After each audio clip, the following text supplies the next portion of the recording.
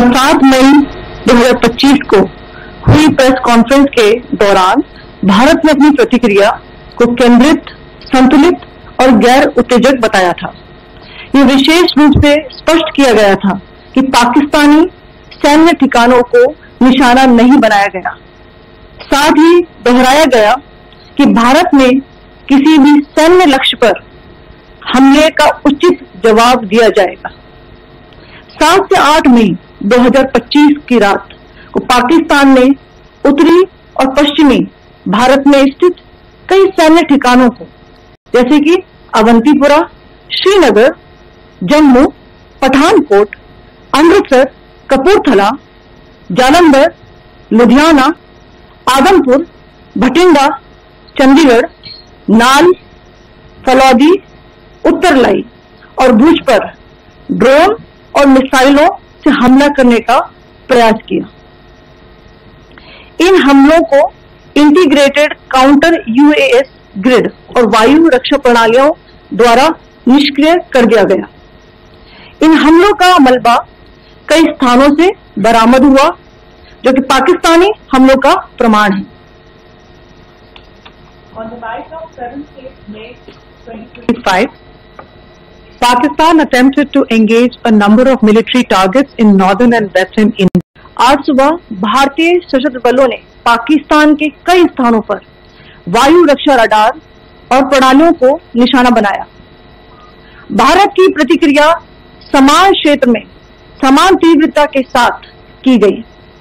यह विश्वसनीय रूप से ज्ञात हुआ कि लाहौर में स्थित एक वायु रक्षा प्रणाली को निष्क्रिय कर दिया गया। Today morning, Indian Armed Forces targeted air defense radars and systems at a number of locations in Pakistan. Indian response has been in the same domain with the same intensity as Pakistan. It has been reliably learnt that an air defense system at Lahore has been neutralized.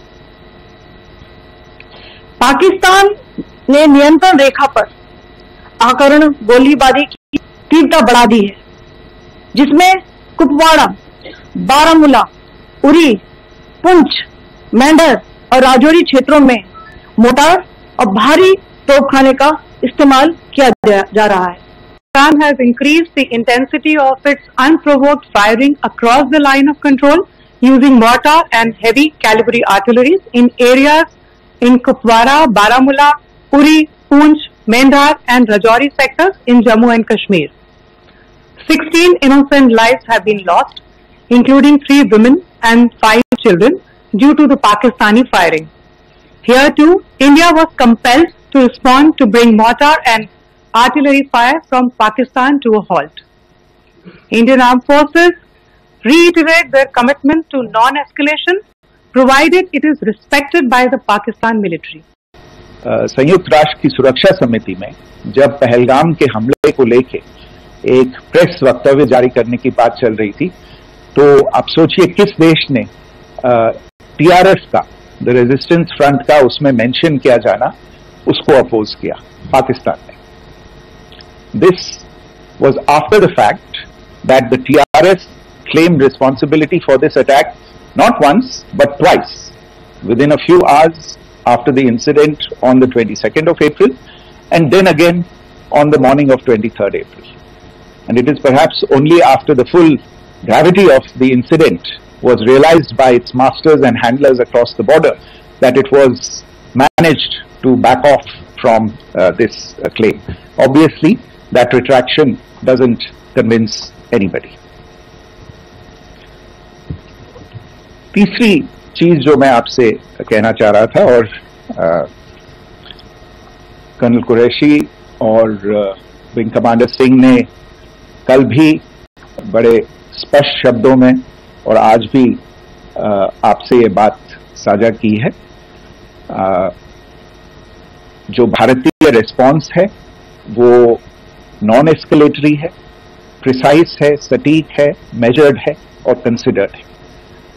Our intention has not been to escalate matters. We are only responding to the original escalation, as I said, and our response has been targeted, precise, controlled and measured. only military, no military targets have been selected. Only terrorist infrastructure in Pakistan has been hit.